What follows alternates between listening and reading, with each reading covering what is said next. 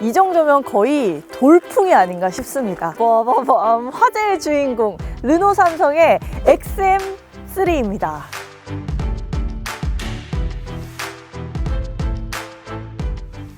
딱 보면 좀 익숙한 모양이긴 한데 전체적으로 볼 때는 또 새로워요. 왜냐하면 그동안 기존에 없었던 쿠페형의 SUV입니다. 물론 있긴 있었죠. 뭐 독일 차들, 벤츠나 BMW 있었지만 이렇게 국내 시장에 나오는 그런 국산 모델 중에서 이런 쿠페형의 SUV 비주얼은 사실 처음 봅니다. 세단같이 생겼는데 사실 SUV인 이런 독특한 매력을 가지고 있는데요. 일단 크기를 한번 좀 살펴볼게요. 이 차량이 가장 주목을 받는 이유 중에 하나는 전장이 굉장히 깁니다. 4570mm인데요. 이 정도면 뭐 동급이라고 볼 수 있는 셀토스나 트레일블레이저보다도 당연히 길고요. 한 단계 윗 세그먼트라고 볼 수 있는 투싼이나 스포티지보다도 긴 수준이에요. 휠 베이스 역시도 2720mm로 긴 수준입니다. 안쪽에 공간이 좀 넓겠다라는 생각이 들죠. 반면 전고는 좀 낮은 편인데요. 쿠페형의 SUV답게 이렇게 매끄럽게 위쪽이 좀 낮은 형태로 나와 있다는 점은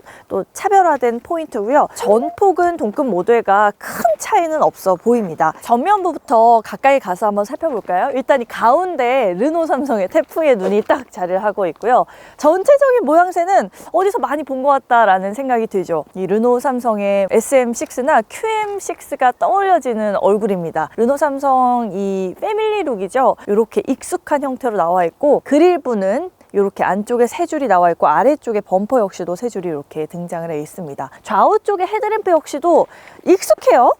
요새 많이 보이는, 우리가 수년째 보고 있는 그런 모습 아닌가 싶습니다. 르노에서는 C자형 헤드램프라고 표현을 하고 있는데 제가 볼 때는 약간 각이 져 있는 걸 보니까 디귿자형 헤드램프가 아닌가 이렇게 생각이 들기도 합니다. 측면부 쪽을 가보면 이 XM3만의 차별점이 또 드러나거든요. 이쪽을 한번 보실게요. 일단 쿠페형 SUV라는 그 말이 가장 눈에 돋보이는 부분이 바로 이 측면부입니다. 이렇게 루프라인에서 트렁크까지 쭉 내려가는 선이요, 굉장히 날렵하죠. 이렇게 싹 내려가 있는 요 선이 정말 쿠페의 느낌을 좀 가져다 줍니다. 아래쪽에도 보시면 선이 길게 아주 뚜렷하게 드러나 있는 건 아니고 볼륨감이 있게 이렇게 도어부 쪽도 마련이 되어 있죠. 전체적으로 볼륨감이 좀 느껴지면서 뒤쪽으로 갈수록 힙업이 되어 있어요. 그래서 이렇게 살짝 뒷부분 엉덩이가 들려있는 형태인데 그러다 보니까 리어 팬더 부분에도 이렇게 굴곡이 지면서 약간 우아한 차체 라인이 완성이 되어 있습니다. 이 윈도우 라인도 보면 아래쪽에만 크롬을 이렇게 넣어 놓고요. 살짝 상향하는 방식으로 위쪽을 가리키고 있죠. 그래서 조금 더 차체가 재미있게 보이는 역할을 하면서 스포티한 느낌도 일부 살려주는 그런 모양새가 눈에 띕니다. 사실은 이 쿠페형 때문에 보기에는 굉장히 좋은데요, 걱정되는 부분도 있었어요. 왜냐면 이렇게 쭉 내려와 버리면 이거 안에 공간이 너무 부족하지 않을까? 헤드룸이 부족하지 않을까? 이런 생각이 막 드는 거예요. 그런데 다행히 지금 보시면 여기 C필러 부분이 2열 좌석 뒤쪽으로, 그러니까 트렁크 쪽으로부터 이렇게 나와 있어서 이 2열 공간 자체의 방해는 덜 주는 그런 형태로 보입니다. 그 점은 이따가 또 한번 타서 보여드리도록 할게요. 지금 18인치 휠이 들어가 있고요. 모양새는 사실 그냥 일반 국산차에서 많이 볼 수 있는 특별하지는 않은 것 같아요. 그런데 전체적인 이 우아한 좀 볼륨감과 잘 어울리는 꽃잎 형태의 모양으로 저는 읽히고 있어요. 후면부도 어디서 많이 본 것 같다라는 생각이 들죠. SM6 세단의 후면부를 많이 닮았습니다. 무표정한 얼굴 같지 않나요? 이렇게 쭉 일직선상으로 내려온 부분도 거의 비슷한데 이 차체 뒷부분 트렁크 리드 부분에 이렇게 볼륨이 좀 굴곡이 져 있고요. 위쪽 부분에도 좀 더 입체감 있게 드러난 부분이 일반 세단과는 조금 다른 점이다 라고 보시면 되겠습니다. 하지만 전체적으로 봤을 때는 새로운 차다라는 느낌보다는 태가 달라졌다 라고 보시면 될 것 같아요. 새로운 세단형의 SUV다. 이제 실내에도 한번 타볼게요. 르노 삼성의 XM3 실내에도 한번 앉아봤습니다. 일단 딱 들어오자마자 생각보다 굉장히 깔끔한데? 단정한데? 라는 인상이 좀 먼저 들었어요. 이 정도 차급에서 볼 수 있는 것 치고는 소재감 같은 면에서 소위 말해서 좀 저렴해 보인다, 그런 느낌은 사실 확 들지는 않는다는 점이 좀 고무적이긴 하거든요. 특히 가장 그런 인상을 주는 요소가 바로 요 가운데 독특한 디스플레이가 아닌가 싶습니다. 이거 정말 무슨 태블릿을 하나 달아놓은 것 같은 그런 느낌인데요. 보통 여기에 막 8인치 이제 디스플레이가 들어가거나 10.25인치 디스플레이가 들어가고 가로형인데, 지금 이 XM3는요 9.3인치의 세로형 디스플레이가 들어가 있습니다. 그리고 매립형이 아니라 이렇게 플로팅 타입이에요. 마치 테슬라에서 본 것 같은 그런 형태입니다. 전체적으로 화면이 넓기 때문에 시원시원하게 내비게이션과 이 맵들을 좀 살펴볼 수 있다라는 장점이 있을 것 같아요. 제가 한번 시동도 켜볼게요. 이렇게 시동을 켰고요.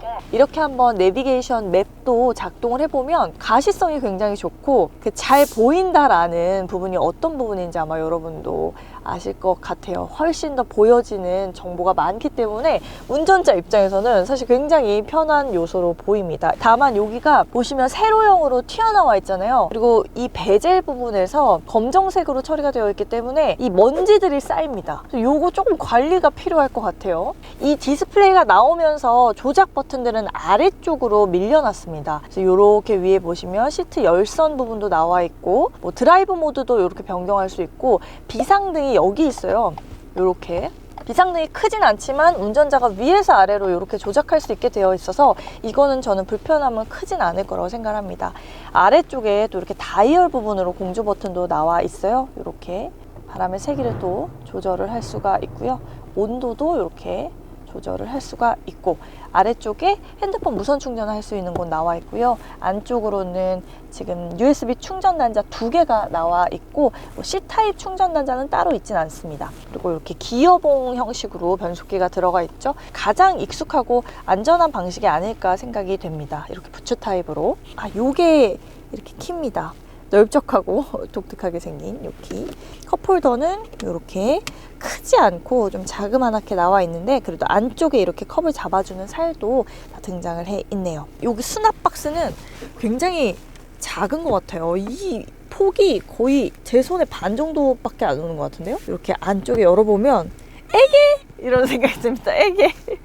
컵홀더가 하나 더 있는 그 정도의 느낌이 아닌가 싶어요. 정말 수납 공간이 별로 크지가 않아서 손을 일단 다 절대 못 펴고 주먹 하나가 딱 들어가는 크기입니다. 깊이감도 팔꿈치의 한 반 정도.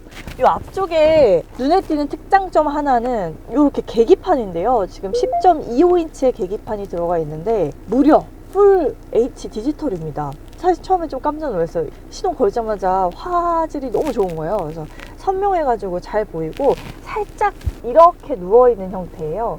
그래서 운전자의 눈에 굉장히 잘 들어오고, 그리고 스티어링 휠도 이 정도 차급에서 생각한 스티어링 휠 치고는 깔끔하고요. 소재감이 뭐 지나치게 저렴해 보인다라는 생각이 들지는 않습니다. 2열도 1열의 그 기조를 그대로 이어서 도어부 쪽도 보면요, 1열의 도어 부분이랑 거의 흡사해요. 보통은 1열은 좀 신경 써놔도 2열은 굉장히 허술한 경우도 많은데 이건 그렇지가 않아서 그 부분은 좀 인상적이었고요. 앉았을 때 다만 이 차량이 아주 고가의 프리미엄 차량은 아니기 때문에 아쉬운 뭐 실내 디테일도 있죠. 시트 열선 버튼이나 아래쪽에 또 이렇게 송풍구 같은 경우도 보면 조금 저렴한 형태로 요거는 눈에 띄는 점이 약간 아쉽기는 했습니다만, 역시나 가격 대비했을 때는 어떻게 보면 당연한 걸 수도 있다는 생각은 듭니다. 앉았을 때 시트는 아래쪽이 푹신한 편이고요. 등 쪽은 적당한 정도로 느껴지는 것 같아요. 완전히 푹신하진 않지만 그래도 어느 정도의 쿠션감은 있어서 불편감은 좀 덜할 것 같고요. 헤드룸 같은 경우는 이렇게 제가 누웠을 때는 거의 충분한 헤드룸 공간이 남죠. 제 키가 162에서 3 정도 되는데 여성분들, 성인이 앉기에 전혀 무리가 없는 그런 헤드룸으로 보이고, 남성분들이라고 하더라도 생각보다 이 안쪽이 이렇게 높이 나와 있어서 헤드룸 공간이 그렇게 부족하지 않을 것 같아요. 레그룸 공간도 보면 여성분들은 주먹이 한 3개, 2개 반 정도 거의 제가 들어갈 정도거든요. 지금 시트가 완전히 뒤에서 약간 앞으로 나가 있는 형태인데 레그룸 공간 충분하고, 성인 남성분이라고 할지라도 이게 공간이 비좁아서 불편하다라는 정도까지는 아닐 것 같아요. 딱 맞는다 정도가 되지 않을까 추측을 해봅니다. 트렁크 공간 어떻게 나온지도 한번 살펴볼게요. 전동식이 아니라서 좀 무겁게 이렇게 좀 올려줘야 하는데 살짝 힘을 주셔야 한다는 점 참고해 보시고, 트렁크 부분 리드가 굉장히 커요. 그래서 굉장히 개방감이 있게 차량 공간이 이렇게 확보가 됩니다. 큰 짐을 싣기에 꽤 용이할 것 같아요. 특히 뭐 유모차 같은 거 이렇게 싣기에도 좀 좋아 보이는데 한번 공간성도 확인을 해 볼게요. 제가 앉았을 때 딱 뭐가 더 남고 덜 남고 없이 딱 맞게 사이즈가 들어가네요. 생각보다는 저는 이 트렁크 공간이 굉장히 넓다는 생각이 드는데요. 이게 뭐지? 이게 이렇게 올라와 있네요, 이게. 근데 또 이쪽은 한쪽에만 뭔가를 수납할 수 있는 공간이 있어서 여기 뭐 세차 용품이라던가 그런 것들을 뭐 적재할 수도 있을 것으로 보입니다. 안쪽에도 보면 플로어가 더블 형태로 구조가 나와 있어서 이렇게 잡아당겨서 쭉 열면 이렇게 안쪽에도 뭔가 수납할 수 있는 공간들이 나와 있죠. 이 위쪽 공간도 생각보다 넓은데 안쪽에도 수납 공간이 또 나와 있어서 히든 카드처럼 이렇게 사용할 수 있을 것 같아요. 전체적인 공간 513리터입니다. 동급이라고 할 수 있는 셀토스 보면 트렁크 공간 용량이 498리터거든요. 그것보다도 더 큰 사이즈라고 보시면 돼서 꽤 넉넉한 짐을 싣기에 은근히 유리한 차량으로 보입니다. 그런데 보다 보니까 저게 왜 경사졌는지 의문이었는데 알 것 같아요. 이 차량이요, 6대4 시트 폴딩이 가능한데 그렇게 되면 전체적으로 풀 플랫으로 만들 수가 있습니다. 일단은 제가 시트부터 쫙 내리고 바로 손쉽게 시트는 앞으로 내릴 수가 있네요. 보면 저게 거슬리잖아요. 그럴 때 요걸 이렇게 빼서 위쪽으로 쭉 쉽진 않네요.